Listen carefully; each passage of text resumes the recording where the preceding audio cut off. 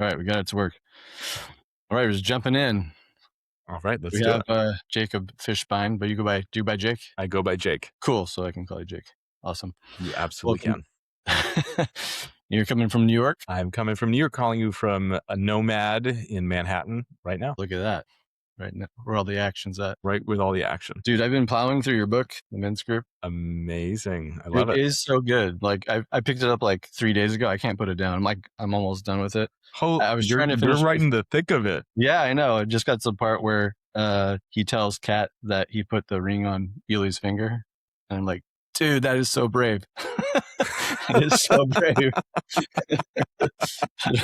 I don't know if many guys would do that, to be that honest, but sort of giving away the book. But just like for all you listeners out there, it's a really, really good book. And men and women can get a lot out of this. It's called The Men's Group, a novel of messy friendships. And you co-read it with, was it your mentor, Nicholas Papadopoulos? Yeah, so Nick came to me with the idea, I guess going on 11 years ago. He had run men's groups for 10 years and wanted to write a book about a men's group. He was thinking something more along the lines of Malcolm Gladwell's Triggers.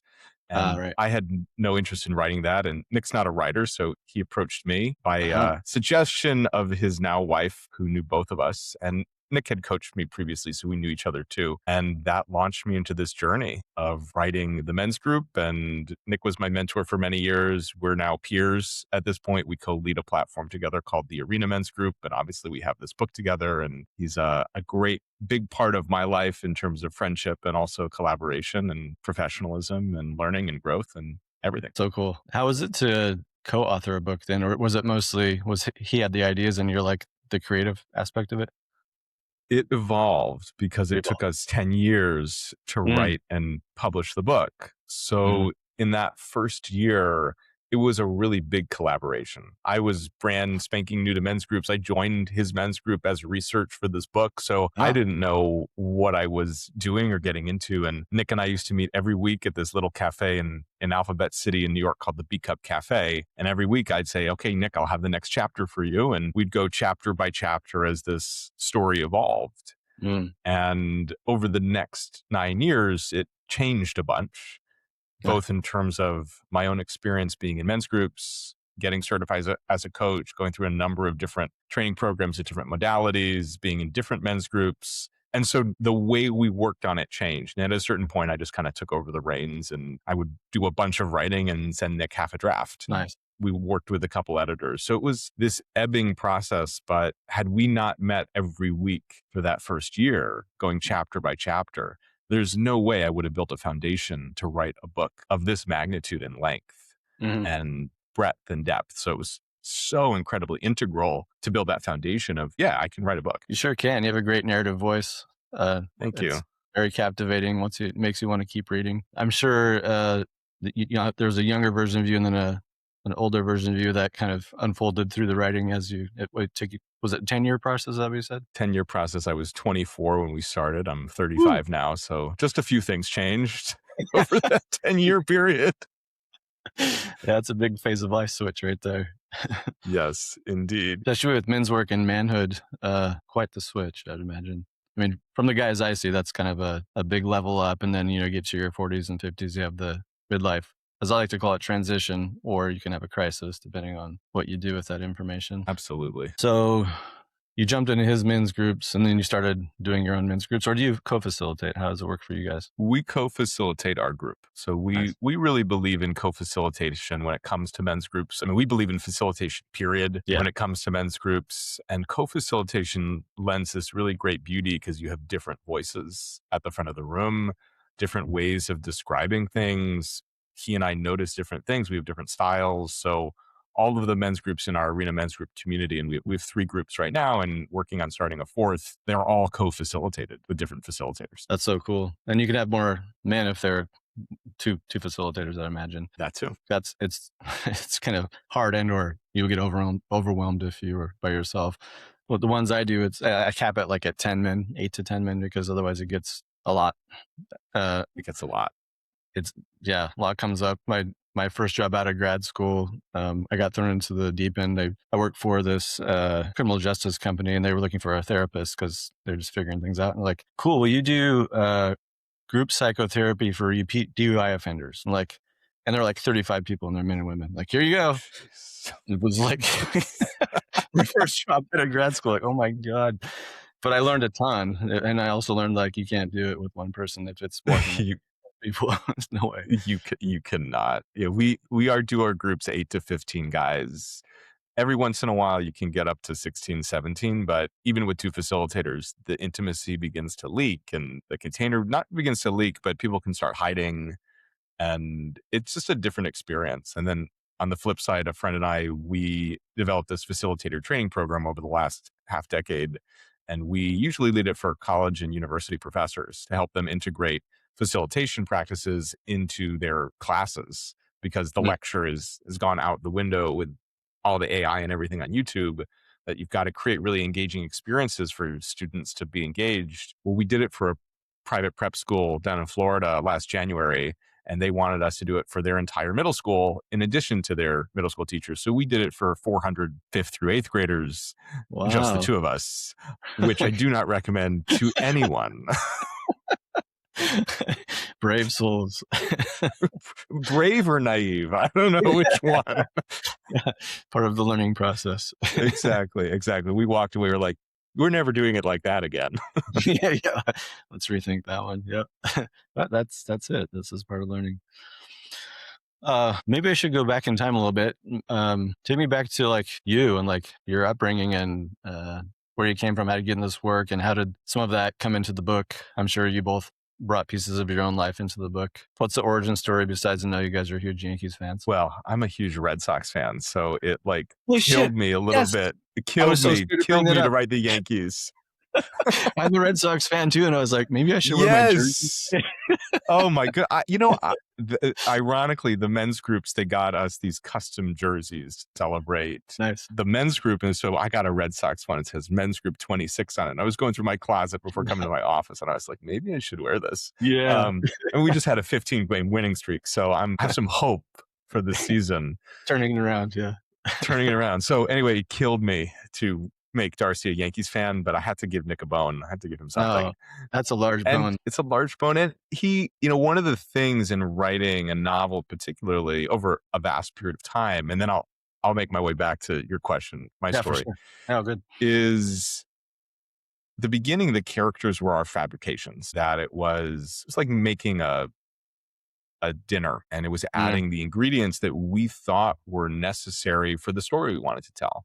And the first draft was very much kind of heavy-handed. This is how to do transformational work. This is how to be in a men's group.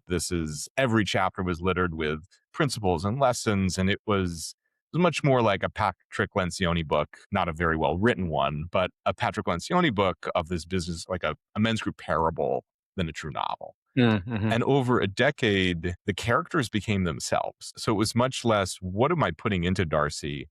And much more, well, who is Darcy? What does he care about? And Darcy is a Yankees fan. Like, couldn't have made him a Red Sox fan because he is a Yankees fan. Yeah.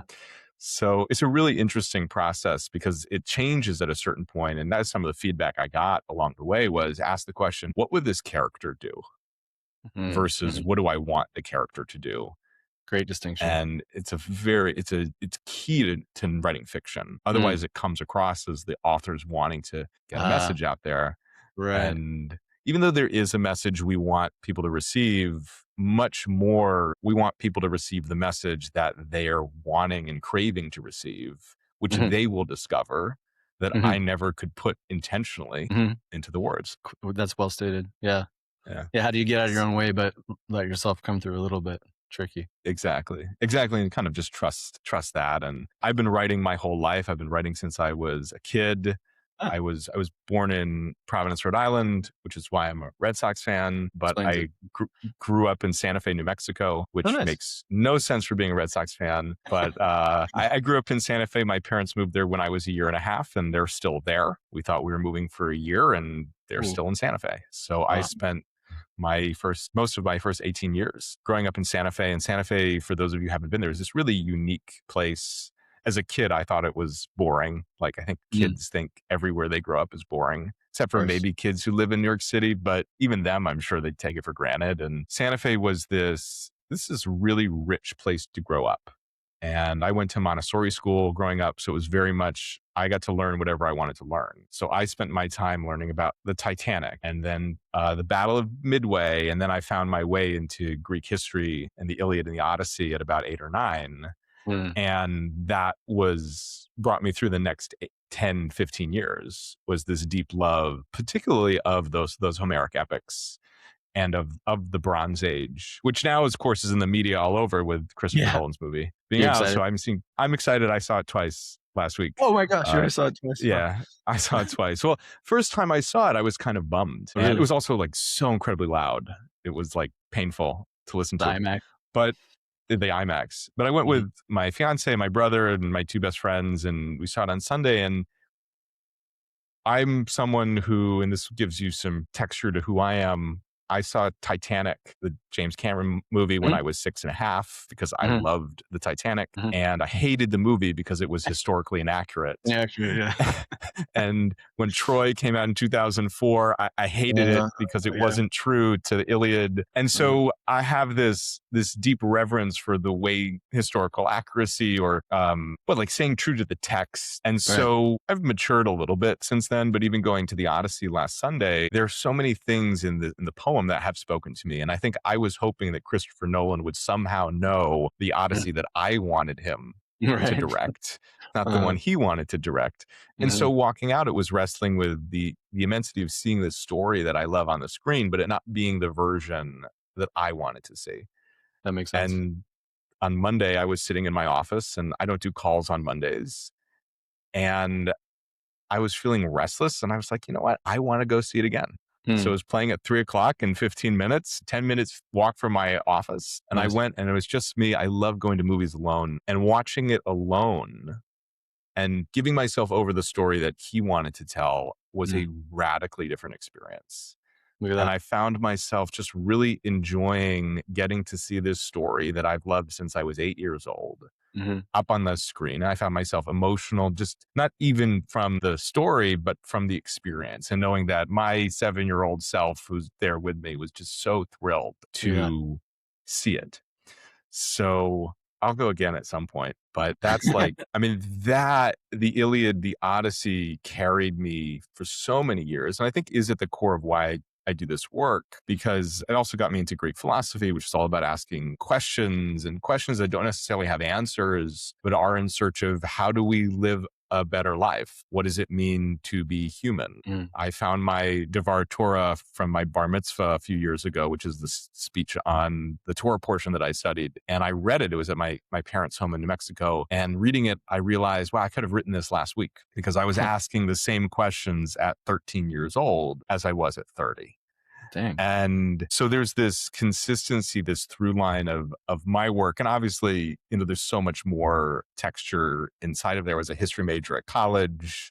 Mm. I did my senior thesis on memoirs. And in the course of doing that, I realized that a lot of these memoirs had stories that were not true and verifiably untrue. And realized at the end of my senior thesis that sometimes for us as individuals, the stories we tell are truer than what actually happened. Yeah. That the facts are actually irrelevant when it comes to our narratives. And of Mm. course, I find myself doing work now that is all about the stories that we tell ourselves. Like, as you're reading, 100%. you know about the banana, which is a really big part of our Uh-huh. work. And in the book, for you listeners, you're probably thinking, why is there a banana It's a in a banana. book It's on about a the front men's cover. group? It's on the front cover.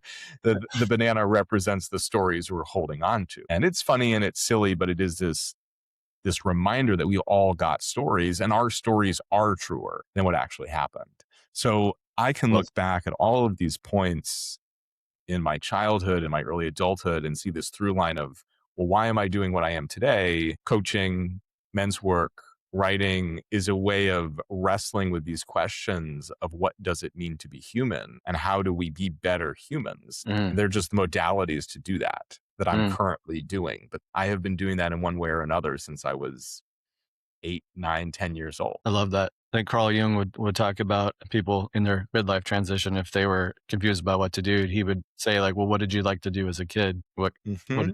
you play? What would you do? Oh, you found it. You're doing it. Exactly. exactly. And that makes more sense now with the bit in the book about the Minotaur and Theseus. Oh, I think it's yes. I had to get that in there some way. yeah. Well, let's have you keep updating us on your upbringing, but then I want to ask about maybe your personal Minotaur and how you channel your inner Theseus to work with that. You know, Yeah. is he still present? How does that show up? Yeah, I mean, for all of us, and when you read the book, you'll learn the Minotaur is part of this kind of double-sided coin where everybody, and it's not like we invented this. This is as old as, I mean, time. Everybody, all of us have disempowering narratives. Mm-hmm. And we call it the Minotaur because I'm a Greek history nut and Nick's Greek. So it really just lined up really well. But I also always think about this story my dad tells, that when he was in his 30s, he went to a play, the Camino Real by Tennessee Williams. And it was at a pivotal moment in his life where he'd become successful in the coffee business and was going through a midlife transition Mm-hmm. of having reached success and realizing that something was changing. The crisis of making a livelihood and having a successful business was over, and what was next? And he went to see Camino Real, and it was this transformative experience. And he always said that on the back of the theater was a line, I think, from the play that says, "I walked into the forest and came upon the most terrifying beast of all. I came upon myself." And the Minotaur is that version of ourselves, the disempowering shame story we have about ourselves that we've hidden deep within the labyrinth. Just like King Minos, this mythical king of Crete, he had a stepson who was half man, half bull because Zeus took the shape of a bull and impregnated his Got wife, after. which is pretty common in Greek mythology. Just got And around. Zeus got around. And so they put the Minotaur in this labyrinth beneath the palace of Knossos, and literally locking up his shame and locking up this beast. And there's more to the story, that the Athenians would send young men and women every year to be eaten by the Minotaur. And one year, Theseus, who was the prince of Athens, went and ended up killing the Minotaur with the help of a princess, the daughter of Minos of Crete. And there's even more to that story, which I think is so emblematic of humans and men. But I could spend hours talking about that, so I'll truncate it. But No, you can. You can if you want to. yeah, well, it's relevant. I'll get to it. I'll bring it back. But just to really stay with the Minotaur theme, that in our book, we use this idea of the myth. And myths are old. They're stories that tell us why things are the way that they are. And the myth of Theseus and the Minotaur only exists because there is a Theseus and there is a Minotaur. And all of us need to have this disempowering story. Maybe it's not a need, but it is part of who we are. And all of us, yeah, it happens. It happens because of the way our brains are wired, and because of the experiences that happen when we're young and wanting to make sense of a world that doesn't make sense. And I know so many people don't have loving parents. And what I understand is that as a young person, especially a child, it's far easier to think something's wrong with me than my parent is incapable of loving me. Yeah, the parents are God. Exactly, the parents are God. So it's so unsafe if I believe my parents can't provide for me. Yep. It's much safer if I believe, well, something's fundamentally wrong with me. That means they can't. And so the Minotaur gets born from those moments of heartbreak. And it leads to us making choices to prove it's true. Because in our myth, either our Minotaur or our Theseus can be starring. Do we want to give all the power to disempowering narratives, or do we want to give it to what we call in our book the higher purpose, our reason for being here? The Greeks would call it your telos, that higher purpose. And so for me, my Minotaur, like anything, it evolves with time, and every once in a while you get a little bit deeper. My Minotaur has really become, I make bad choices and I hurt people. And every time I make a bad choice or I'm faced with a major choice, it will flare up. And I've been able to lower the volume on it, but it never goes away. And I don't really believe it should. That when I started this in the first draft, it was very much, you have to go be Theseus going into the labyrinth and behead the Minotaur. Right. Yeah, right. And it was, you gotta kill your shame story. Right. And as I did more work, I realized how unhealthy that is, to want to kill a part of myself Exactly to right. banish it. That's as bad as sticking the Minotaur in the labyrinth, is Yeah, wanting it's to the kill same it. thing. Yeah, yeah. It's like, Mm, how do I become friends with that voice? How do I become mm, appreciative of it trying to protect me mhm, versus afraid and disempowered by what it is? mhm, So one of those ways is by focusing on my higher purpose, which is to guide people home, to love that. bring them to be this lighthouse, guiding people home and to make a difference for folks. And so when I'm able to access that, the Minotaur can get pretty quiet. Mm, And mhm, I know from the feedback we're getting on the book so far, this idea of Minotaur, higher purpose, myth is really resonating with people because we've for sure. all got one. We do. Yeah, it makes me think of internal family systems therapy. Are you familiar with Dr. Schwartz and Hmm. that parts work? I You know, am. he's like no bad parts. You don't want to kill them off. There's a way to work Exactly. with them. It's very similar to the way you're talking about, and I can see why. Again, I always go back to Jung because he's one of my heroes.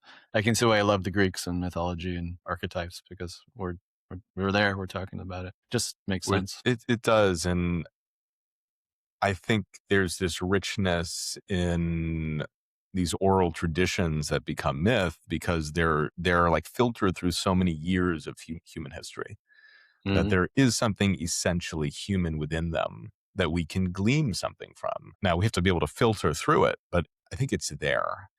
And we're all seeking that comfort in some ways, whether we find it through religion or philosophy or myth or therapy or men's group, that there is this seeking of, well, how do I do this better? How do I make sense of the challenges or the pain or the heartbreaks in my life? Hmm. How do I make sense of having shame and internal pain? And there are answers within these myths. The rest of the Theseus myth, which I always love, which I think is relevant just right now, is when he sails to Crete, his father tells him, says, if you return successful, bring up a white sail so I know that you've succeeded. And if you've perished, keep the black sail. And Theseus is so high on his triumph of defeating the Minotaur that he forgets to raise the white sail. Oh, And no. so his father jumps from the walls of Athens to kill himself when he sees the black sail arrive. Mm, And there's so many times I've seen men, women too, but especially in the men's work world, do these incredible things, get the job they've always wanted, end up in the relationship that they've dreamed of, become a father, any of these big things that they've really sought to do. And the very next thing they do is forget to raise the white sail. oy, And they do something that just brings them back to earth to remind, I think, themselves and everyone else, I'm not perfect. I'm right. human. I don't want the responsibility of being the killer of the Minotaur. I want to have this equilibrium Oh, of, well, he's not really that great. He's also a hero, but he's not that great. It's so human, yeah, that forgetting, which is why I yeah. love that part of the myth. Yeah, I'd forgotten about that. Sort of like hubris and ego. Like, "Oh, I'm Absolutely. badass," and then whoops. Whoops. Exactly. Yeah, and a lot of us men do that or self-sabotage or blow up our lives inadvertently. But 100%. Seen it then we so go many back times. I bet you have. Yeah. Well, that's why we have men's groups, right? So we can go back and rework it. Exactly. And I think importantly, not to make it wrong, it's Ooh, to yeah, understand, well, why did I do that? What mm, am I trying to prove about myself? Because I think the tendency is, well, I screwed up, like, yeah, versus, well, something in my past, something in my behavior, I didn't do this for no reason.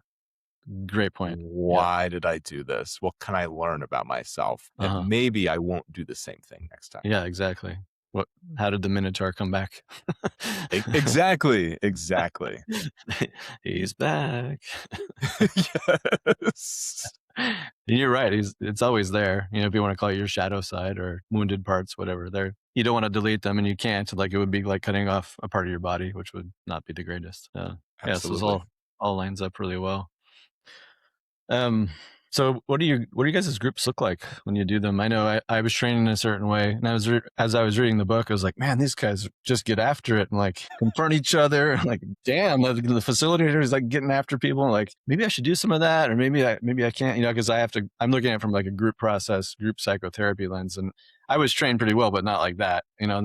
But there's Yeah. some good ideas in there. And we have a like a WhatsApp text thread where we can support each other. But in the book, there's an email chain where they're emailing each other. I think that's really clever. But like they'll meet each other outside the group and they'll talk. I don't know if any of that's the Yes. same or if it's different for what you guys do. but it's interesting. Yeah. Yeah. It's very emblematic of my first group, the Dudes of Mm. Disruption, which is Dudes of still around, still around today. It's Great just name. started in 2016. I know it's an amazing name. Nick had a podcast radio show for a few years called the Dudes of Oh, no way. Disruption. So they Nice. started a men's group, the Dudes of Disruption men's group. And so many of these guys came from the world of transformational workshops like Mm, Landmark or stuff at a LifeSpring, which is no longer around, but workshops like that. And so mm, there was this huge framing on accountability, on let go of the BS, mm, on calling each other forward or out. mhm, And in my 10 years since then, the way we run groups has changed slightly because I don't think it's always appropriate or always the right thing. And really clearly, we got an email actually from a therapist friend of ours earlier this week. He had read the book and he's like, I loved it. But like there was this one part of like how Army handled the first chat session of the Minotaur with Pat that I was like really concerned about. And my answer was, well, it's up to the reader to decide. Did mm, Army do that well? mm, Did he make a mistake? mm. He's working with what he knows. Correct. And he's a flawed character. He's a flawed facilitator. Just like Mhm, I am, just like Nick is. We're not always making the right choices. mhm. And our groups, because we're not therapists, we have a little bit more leeway to not Yeah, yeah. have to follow those strict rules, which is a blessing and a curse. I Well think there stated. have been times that we've gone overboard and it has not been effective. And there have been times we haven't gone hard enough and haven't held someone to account in the way that they need.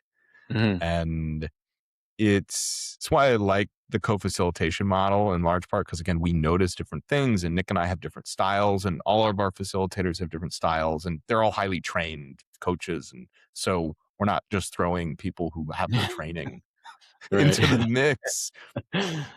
But for me, in the background is always this question of what's the most powerful and an impactful thing for the group right now. Good question. And that's an intuitive thing. It's obviously from lots of years of experience and lots of situations. It's also Nick and I meet weekly and we talk about what does the group need? Who needs attention? We do have rigorous hot seats in our group, and our groups, the arena is virtual. So it's all on Zoom, which makes it a little different Oh, yeah. than the Oh, group you yeah. read in the men's group novel, Mm, because mhm. it's hard to do that kind of explosive hot seat on Zoom. Absolutely, yeah. When COVID happened, I tried to move my groups to Zoom, and it imploded. It could be, like, talking, you see, like, some dude's screen light up, like, "Bro, you're on ESPN right now. I know you're not Yeah. paying attention." So I had to, like, halt it, but kudos to you guys for making that work. That is much harder. Yeah. And I think that's part of where we are rigorous with our accountability. And if we Yeah, saw yeah, yeah. someone do on Zoom, on ESPN, we would call it out Yeah, yeah, and we yeah. would have a conversation, because these Mhm. guys are paying real money for this. That Mm, if they're showing up and they're not engaged, well, where else is that showing up in their lives? mhm, How mhm, honest and honorable and respectful is that to the space? mm. And it's not that people don't check out because it's on Zoom. I mean, I've checked the Red Sox score sometime in the middle of a session, so I'm not even I'm not even like immune from the distractions of a virtual world. But our groups are so much built around this cycle of action, reflection, and sharing. Mm, And so, and I learned that, well, I learned the action reflection cycle from a mentor of mine, David Peterson, who passed away a number of years ago. He was the former head of coaching at Google, one of the mm. best coaches I've ever seen work. Wow. And David P had said that learning is a cycle of action and reflection. You act, you reflect on the action, you iterate again and act again. And he said the number of reps you get in with that cycle increases how fast you grow. And for me, what I've noticed in the men's group world, you mentioned the Google group that, well, it's an email board, or we have WhatsApp too. One of our groups uses Discord, who modality is unimportant. Right. That the sharing in between sessions is so important. Mm. And what I always tell new people when they join our community is the least valuable part of this are the sessions themselves. Interesting. The most valuable part is what you do because of the sessions and the relationships you form with the guys in your community. Well That stated. that's what makes the group sessions valuable, is because these guys care about each other, Uh-huh. because they're friends. They know what's going on in each other's world. They're connecting one-on-one or in small groups between sessions. We have a homework assignment after every session that the entire group has to do. Mm, It's part of, it's mandatory. It's part of the process. because I'm a really big proponent that if all we do is have a nice conversation and it doesn't leave this room, it's worthless. Like we shouldn't even bother. I like that. Because the value is in, well, what do you do to take this to your family? What do you do to take this to your job? What do you do to take this interacting with your kids or your brother or your parents? What do you do this just interacting with yourself? And so we always have what we call maximum value practices to help guys actually integrate what they're learning so that it doesn't just stay a nice conversation, but moves. And obviously some conversations impact some guys more than others. And Right. that's normal. Our groups don't have an end date. So guys are in that till they don't want to, which means guys stick around until they stop getting value. And the value I find compounds the longer someone is in the community, not Agreed. necessarily from the session component standpoint, but from the relational. Yeah, point. exactly. What are some of the homework questions or things you have them do? Just a teaser for people if they want to join your group. Yeah. So we just did one. We're talking about money right now. So we're doing a whole like mini cycle on money. So the last session, we had everybody, actually in the session, we had everybody think about something they've wanted to get for themselves that's within their budget that they've wanted to get but have put off getting. And to write that down. And then in the session, we had them all get that thing. So we said, as long as it's not like a car, I'm Got not that going to portion. ask you go to, right, exactly. Like something, again, reasonable within the budget. And then between sessions, we had each of the guys every day, like just keep a piece of paper with them. And every time they wanted something to write it down, whether that was as simple as I really want a chocolate malted milkshake right now, or I'm going to go to the moon. It doesn't matter what the desire is to bring awareness to these are the things that I want. And then at the end of the week, there were about 5 reflection questions, which we always have reflection questions the guys share on the boards over email. And they were about, well, what did you notice as you were keeping your lists? Like how many of those things did you actually give yourself? And are you happy with that number? Like if you're on a scale of 1 to 10, how much are you actually taking care of yourself with what you want? And not from this indulgent perspective, but so many men don't take care of what they want. Yeah, They say, I really want a new pair of AirPods, but I've gotta take care of my wife and my kids, and my father-in-law really needs a new pair of AirPods, and my job, and they don't take care of themselves. Right. And that could be as far as not going to take a physical exam. Yeah. We're really good at that one, aren't we? Really good at that. I can't tell you the number of times I've spoken with a guy in a group or just one-on-one, and they'll say, oh, well, I haven't gone a physical in like 10 years. I say, well, why not? And he says, well, I don't have time. Like I need to take care of my family and provide for them. And like, dude, Bro, you not taking care of your health, how is that helping your family? There's always obviously something beneath the surface. Yes. Yeah. That's on the top. But so this homework, this MVP was about bringing awareness to what do you want? And it actually comes from Julia Cameron's great book, The Artist's Way. Nice. Another one which I loved, which we did, geez, almost 5 years ago. We were doing, we had a conversation about relationships with women, and we had an MVP for each guy to go to 3 women in their life and ask them 3 questions. And I can't remember exactly what the questions were, but they were something along the lines of, how much do you feel seen by me? How much do you feel supported by me? And what do you need from me that I'm not currently giving you? Man, those are good. Those are relationship savers right there. Savers. And you wouldn't imagine the uproar we had when we assigned it. Guys saying, scary, like, I don't want to do this. Some guy was like, because as the facilitators, we don't do the homeworks because we have a line. I wouldn't ask anybody to do something I hadn't done or wasn't willing to do.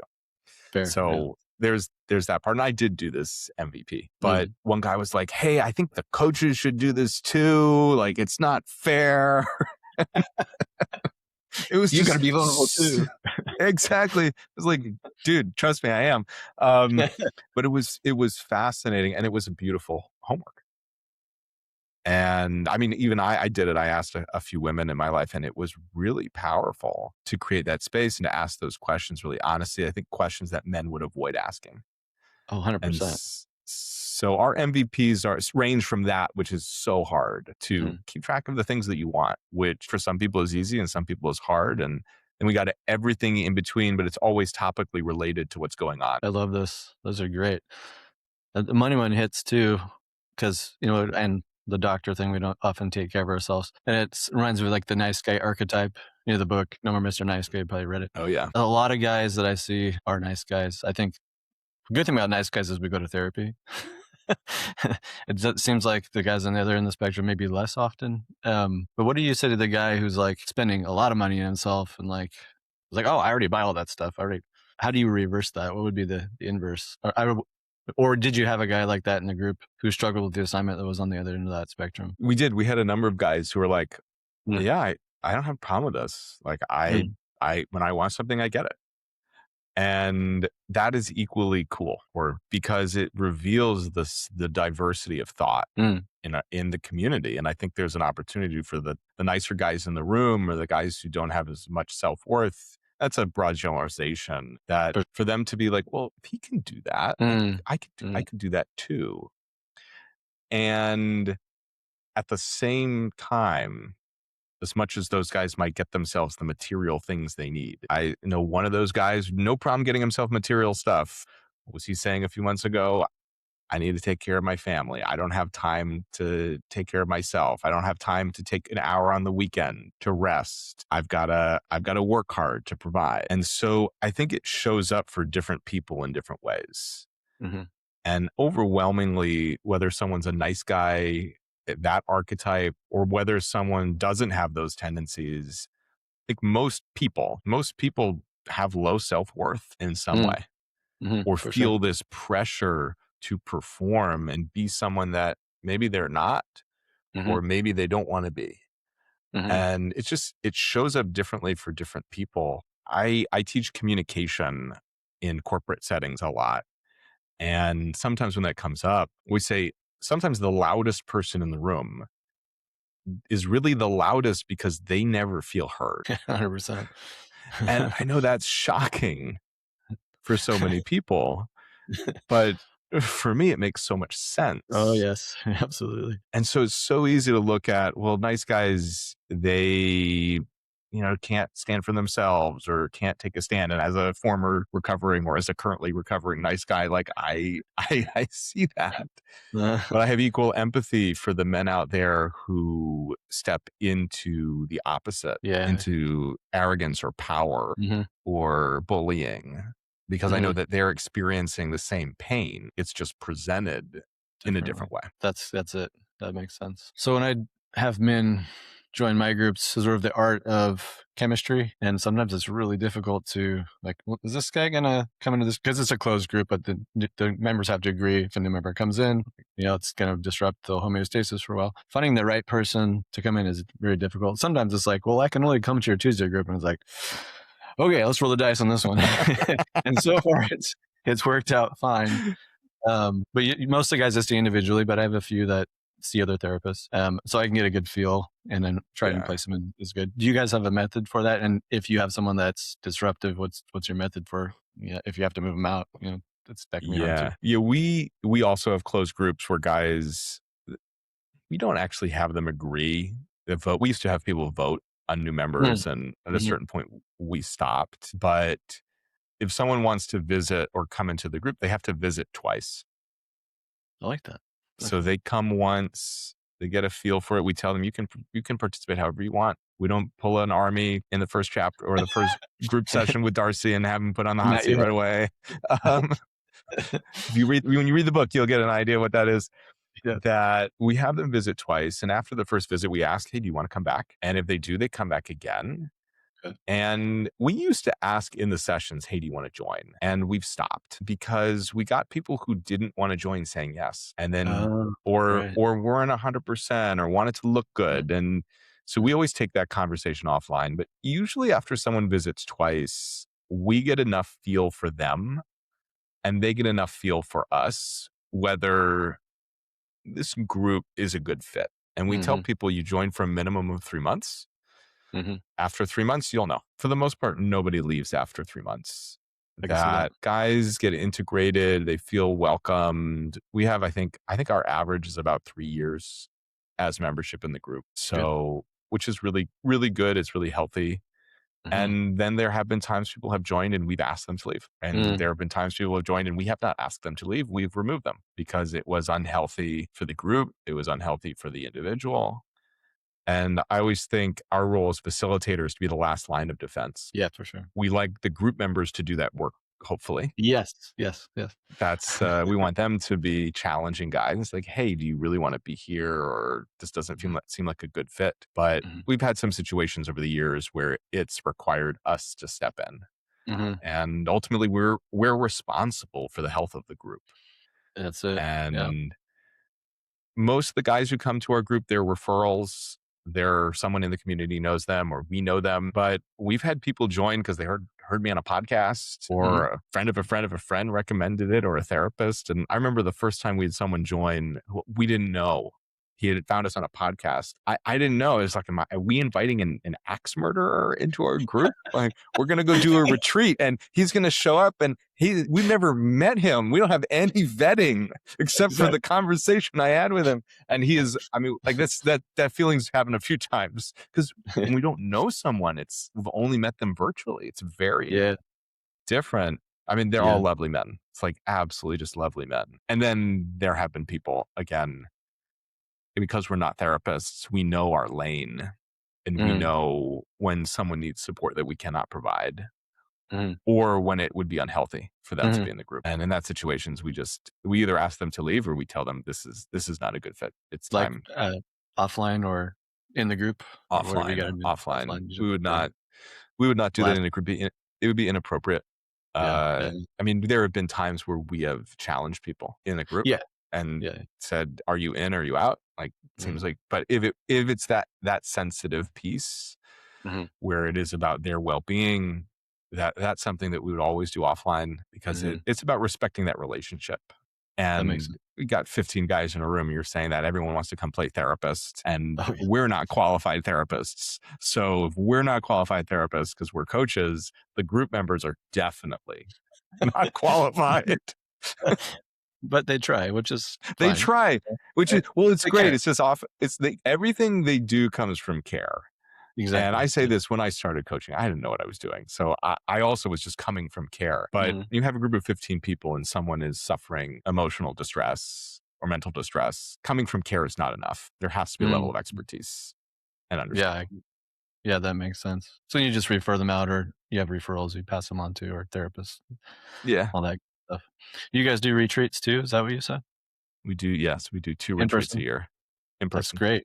It's great. Like 4 or 5 days kind of a thing? Usually just a weekend. So gotcha. Yeah, we'll do like a Friday afternoon through a Sunday afternoon. And we'll do a fall retreat. That's like the capstone of the year. We do awards where guys get acknowledged and celebrated for how they've shown up. The peak award is the Man in the Arena award, which goes to the guy who's most embodied the values of the group over the year. And we do some deeper experiential exercises. There's always a theme for the weekend. And then in the spring, we do a big gathering where everyone in our community comes together. So we had a retreat with 43 guys this past May, which was just awesome. That's really cool. Yeah, I've done a few. I've made somewhat friends with, Connor Beaton or Traver Boehm. Have you heard these two guys? I've exchanged emails with Traver. I know Connor, and I know Connor's work very well. He's amazing. Yeah, and his wife's amazing. Well, they just moved to Boulder, but they were your neighbor for a long time. He was the first men's group or men's retreat I did out of I'm doing a men's group in psychotherapy. And he opened me up to getting into men's work some years ago. Really, really good dude. So kudos to all you guys doing men's retreats. We need more of them because, we don't really, men are we're kind of directionless right now. Who do we have to look up to? We'll take anything, and I think this white guys find the Andrew Tates and all right, here's a masculine role model. Let's just do that. You know where that ends up. So I'm glad you're here doing that work. Thank you. We need more guys doing this work for sure. So that's great. Yeah, retreats I'd recommend any guy do it. That's awesome that it's baked into your men's group though. And I like the awards idea. That's really cool. Very, very creative. So I was thinking, with back to the sports theme, this happens to me quite a bit. And I've talked about it briefly in some of my podcasts, but I don't know if you find if we're wearing street clothes and we go into get some coffee or something, another guy might exchange glances, might give what's up, but we don't say anything. But if you wear your Red Sox gear, open invitation to talk. Mhm. It's like, that's what we Yes. got, you know? It's like, it's great. And I love that we have that invitation, but what do you guys do to get beyond that? You know, because after you've done talked about the score and what, just that awkward silence of like, right. So, yep, I'll see you later. And it's Yes. you know, it's the awkward silence. And you can tell you both want to go deeper, but can you go deeper? What are some questions they might ask? Because I'm always challenging guys to do this too. But I want to see what, from your point of view, if that's happened to you or what, how you might. It doesn't happen to me very much beyond like I'll pass someone a Red Sox hat and sometimes we'll be like, go Sox. And then, you know, Yeah, it's New York. So it's like we just oh keep yeah, going that's right. in our Yeah, directions. yeah. But I'm also introverted, so I just don't do that. Um, that said, when I'll connect with somebody, meet them at a party or at an event, and I have a two-part answer, and then I might riff. The first part is sometimes it's actually enough just to talk about sports and let it lie. Mm, mm, And because that's, especially if that's someone that you might see again, if it's at the bar or the cafe or the park and you're in a smaller neighborhood where you realistically might run into that person again. mm-hmm. Just having that one interaction is enough as the first interaction. And then you run Yeah. into them again and maybe you talk about sports again, or maybe there's a deeper conversation. Mm-hmm. That I always think about one of my best friends. I'm going to be the best man in his wedding next weekend. Wow. Congrats. Yeah. And the first time I met him the first breakfast at college. And I thought he was the weirdest guy I'd ever met. And we weren't friends. We didn't become friends till 4 years later when I moved to New York. Wow. And we had a couple classes together. We'd interact and we'd talk about The Sopranos or Mm, barbecue or how much we hated this Mongol history course. And that was our interaction. And I don't know if either of us wanted to go deeper, but we didn't have any other footing. And then when I moved to New York, I reached out to him and we got together. And I think we both were lonely because we didn't have really any other friends. We started hanging out all the time, and very quickly our relationship changed. mm, And it helped that we had those surface level base interactions over mm-hmm. 4 years college. Mm, So one is just to give yourself the permission. It's okay if an interaction doesn't go deep. It's okay if you meet someone, and again, especially if it's someone you're going to see yeah. again. Yeah. The part two of that is if you're craving, like, hey, I like this guy. Like, there's something here. Mm, I think the ballsy thing to do is just say, like, hey, like, you're really cool. I'd like to talk to you more. mm-hmm. Like, just the honesty of say what's actually there. Mm-hmm. And I think that goes for men who are dating goes for Sure. friendships. It goes for anything, goes for being at a party. If you're called to say, like, your president's been like, hey, like, this is really cool. Like, I'm really grateful being here. Just Mm, say the thing that's there rather mm-hmm. than trying to manufacture, I've got to pretzel myself and what's the Yes. right level of vulnerability. Like, it's enough to just say, hey, like, man, like Miles, this conversation is great. I'm really enjoying this. Like, Yeah. Yeah. this is fun having this conversation with you. Like, that is also that cue of saying, it's like I think it's almost the equivalent of when we were kids going up to someone on the playground and saying, hey, I want to be your friend, which is, hey, Yeah. like, Yeah. it's fun talking to you. Mm-hmm. The other question I really like, which came from a coach named Sean Galanos, who's a relationship coach, and he actually taught this in a flirting workshop that I took because I thought I was a terrible flirter. And a friend of mine, and she and I took it together, which was really fun. And I realized I'm not a bad flirter. I just was so awkward with women. I didn't have enough confidence to flirt with women. I flirted with my Mm, friends all the time because he was sure. saying flirting is just playful interaction with no expectation. And I was Oh like, yeah. oh, I do that a lot. But he said a great question to ask is, what's exciting going on in your world right now? Mm-hmm. And I love that question. It's simple. I think people have an answer to it. Yeah. Yeah. And it does bridge that gap from talking about the game to going somewhere else. And maybe that's more vulnerable. Maybe it's talking about the kids. Maybe it's a book someone's reading, but it leads away in a different direction without feeling like, oh, I've got to go for like balls to the wall. What's the most vulnerable thing I can say? Which Mm-hmm. is really hard for men. Yeah. Yeah. And I think especially men making friends, which is why our groups are successful, is because we've Mm, created an environment where there are guys who are looking for friends yeah. and they're Yeah. gonna find someone. Yeah. But I have a client and he's worked really hard. He really wants more friends. And we worked together for about 9 months now. And we were talking recently, he's going to, card shops and going to play Magic the Gathering with people. He loves that stuff. So it took a while, but it's like, okay, he's finding people and he wants to become a coach. So he's now asking these open-ended questions of like, that's the other thing. Ask some open-ended Mm, questions. mhm. Get away Key. from the yes or no's. Yeah. Immediate closed off. Yeah. Mhm. Yeah, and I guess you wouldn't want to go too deep the first time you meet someone either. Like, Probably hey guy, hey not. dude. Yeah. Might be I know it might be overwhelming. I know for me, it was for a few years. I'd been in men's work for a while, obviously writing the book. And I remember I was dating this woman and it wasn't, and people would call it a situationship. I hate that word. It was a relationship that I was unwilling to define. And because I was unemotionally available. But I remember going to a party with her and her friends, and there was some guys there, and they were not the type of men that I felt comfortable connecting with for whatever reason.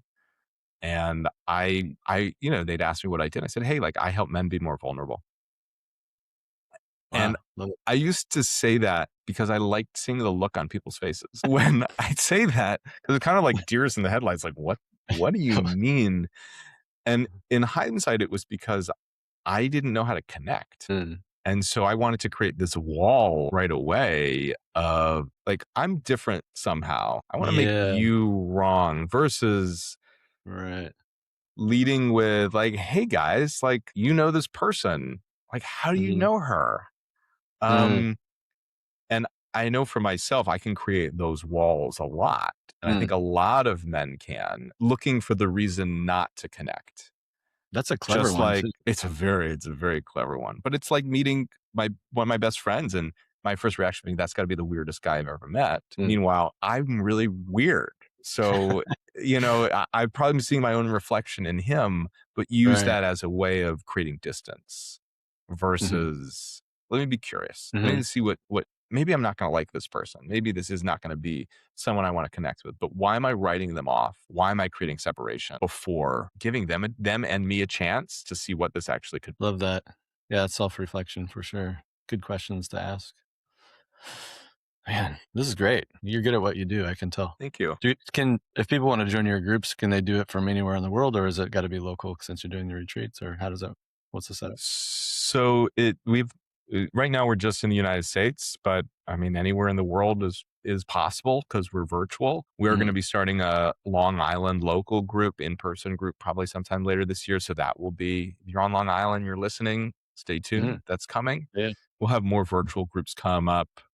Our big spring retreat is always in the Northeast because that's where we're based. But all of the other groups, our third group is run by two facilitators down in Maryland and South Carolina. So their retreat's going to be somewhere else. It's not going to be in the Northeast. But people joining, if you want to join, you got to be game to travel twice a year somewhere. I Uh, don't know exactly where, but if you're interested, you definitely, we want to grow our community.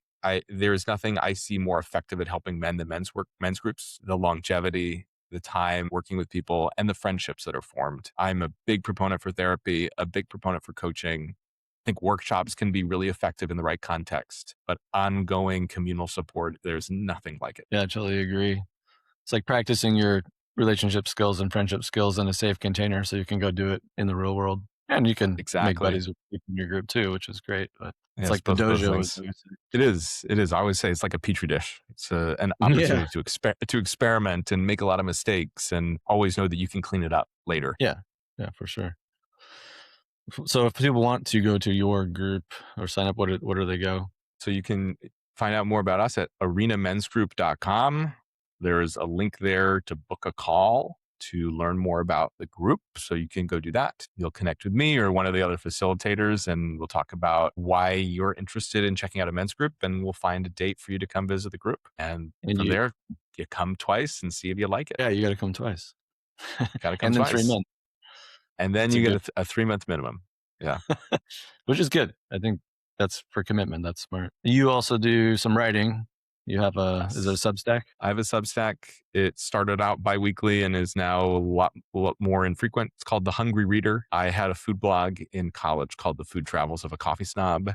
And you Yeah. can still find it if you go to foodtravelsofacoffeestop.blogspot.com. You want to read some fun stories from when I was in college about restaurants and food.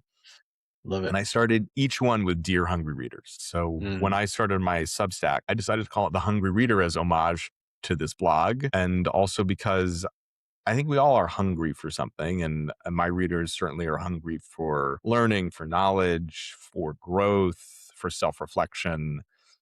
I think if I can help people reflect just a little bit more and think a little bit more deeply about their lives, that's a huge win for me. And that's what I seek to do in my writing and my coaching is obviously I'd love people to think a lot more deeply, but even if it's just a little bit, I think that can make a huge difference for so many people. Absolutely. Yeah. And in your articles with a question for them, or I can't remember. It was something within your articles, some kind of question you have for people. Oh, a lot of my Substacks have a beautiful question in That's it. them, Beautiful which question. is Yeah. I stole from the great poet David White. He always asks Mm, beautiful questions. amazing poet. Yeah. Huge David White fan. I've done a program with him called Invitas about conversational leadership, which was really, really cool. And so I oftentimes include a beautiful question in my Substack. Again, it's about the integration. It's related to what I've been writing about. And I used to include like a maximum value practice too, but I stopped doing that because I don't know if anybody was actually doing them. And I like to focus on the writing itself. So maybe we'll bring it back at some point. Yeah. Homework is good. Homework is good. All right. I know you're coming up on your time. There was one question, let's see, I have here about back to the book. What's a Yes. question about this book nobody's asked you yet that you wish they would? Oh man. That's That that is a classic really good comparison. question. Yes. It's okay if you don't have anything, but I don't know if I do. I mean, I'm sure I do because there's so many questions I'd love people to ask about this book. Everybody asks why I wrote it as fiction. It's it's an interesting question, but it's out there. And I think in large part, I would just, if I were answering the question without knowing what the question is, which is a weird way of answering it, but I'm going to try. That I really do believe that anybody who reads this book is going to take away something supremely profound I agree. about their lives. Mm-hmm. I don't know what that is. And that's what makes this book so special. That I think any good thing I've written, I look back at and wonder, how did I write that? And this is one of those because it definitely was channeling something beyond myself. And as my friend, who I've mentioned a few times, when he read it, he said, it didn't feel like you wrote this so much as it erupted out of you. Ooh, yeah. And it really did. And for anybody out there who's thinking, well, maybe it's just like another self-help fiction book, I promise you it's not. It is a page turner. It will have you on the edge of your seat, wondering what's going to happen in these relationships. I believe it's a book that everyone can read. Totally. And I want people to, and I want people to not just because I like seeing the reviews and getting the emails and the texts. And I say not just because I love that. It feels great. Of course. But because I think about the books that have touched my life, like Zorba the Greek or James Michener's The Fires of Spring or The Odyssey or this book Achilles in Vietnam, which is nonfiction, which is beautiful book. And then all of these others is, this is amazing poem called Memorial, which is about the Iliad, and he does it in a different way. I mean, I think about these books that have touched my life, and knowing that our book is doing that for people is an overwhelming experience, and one I am so glad to be having. So I hope if you're listening to this, you'll pick up a copy of The Men's Group, A Novel of Messy Friendships. I guarantee you will be surprised in the best possible way. I can totally back that up. I'm finishing it today. I'm like almost there. It's like 3 days. Like, dude, this is great. Well, Miles, I can't wait to hear what you think of the end. Oh, I know. I was like, how's this going to wrap up? It's all like critical mass right now. I'm definitely going to recommend it to my men's group. We always have sort of not required reading, but strongly recommended reading. This is going on the list. So, oh, thank you. Which is cool too, since it's a novel, because a lot of guys, it's a lot of like we read Connor's book and Traver's book and other like No Mr. Nice Guy, and it's it's nonfiction. Well, here's a novel that is a therapy book. Like, kudos to you for doing that. That's a hard one to weave. It was really, really friggin' tough. And I mean, I just always, I love writing fiction. I write narrative nonfiction, but for this, it just feels like, again, fiction, I think it gives the agency to the reader in a way nonfiction doesn't, Right. especially self-help, which is a little, Yeah. is directive. Yes. And I'm really big on there not being one answer to anything, Mm. Mhm. Mhm. that there's an infinite number of answers, just what works for you. And I see things that work, and fiction gives the agency to the reader to make their own connections Mm. and see their own life within these characters, within these Mhm. moments, and to consider the things that we're talking about. And just like I said, Army, the facilitator, is flawed. So it's really up to you to decide, do I trust him? Do Mhm. I trust his lessons? Mhm. Yeah. And that's part of the fiction. That's part of the experience. Mhm. Yeah, it's amazing. The closest I've got to a nonfiction book that feels sort of therapeutic. I don't. Maybe people will not think this, but but Shantaram and the Mountain Shadow. Have you read those books? I have not, no. It's freaking amazing. Gregory Isaac something rather. Just look up Shantaram. They tried to Okay. make a show on it on Apple TV and it got canceled because they completely changed like the plot Oh, no. and people were pissed off, so they canceled it. Don't watch the show. The books are incredible, but yeah, they're novels, but they feel very therapeutic at the same point. But yeah, as far as like men's work goes and relationships, like this hits it for sure. So everybody absolutely get a copy here. I will put up to the camera one more time if you wants to look There at it it. There is. you and you got the banana right here. There it is. My lovely fiance, she designed the prototype for the cover Really? of the book. So she's a Look at graphic that. designer, a very good one. Our publisher embellished it and elevated it, but it all came from her inspiration, which is Well, really cool to share that shout with out to her. her. Yeah, kudos Yes. to her for sure. Brilliance. Well, does that get us up to speed for now? I think so, Miles. It's been an absolute pleasure. Really glad that we had Likewise. the opportunity to connect and talk. And thank you for doing the work that you're doing, and both in the Of course. podcast and in therapy and in the therapy men's groups. I think it's, guys are lucky to have the opportunity to work with you. And I Likewise. feel lucky to have had the opportunity to sit down with you today and have this great conversation. Well, thank you. Likewise. Yeah, I'm gonna get your info so I can start referring people to you as well because sometimes I get overwhelmed. So this will be good. I like to get a network of men's work people in my sphere that we can all get together and cross mogenate, which is good. Likewise. So great.